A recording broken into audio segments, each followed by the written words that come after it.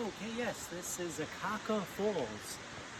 Here on the island, the big island of Hawaii. And I'm about 20 miles north of the town of Hilo. And this is a 400-foot waterfall. And it's the tallest waterfall in Hawaii. And this is from an overlook platform at Akaka Falls State Park. It's $15 entrance fee with for parking and for one person to get in. And just to get a close up. Wow, look how far down you gotta go. Look at that. Akaka Falls.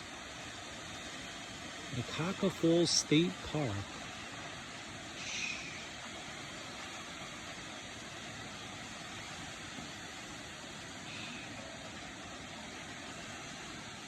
There's no way to get down to the base of the falls.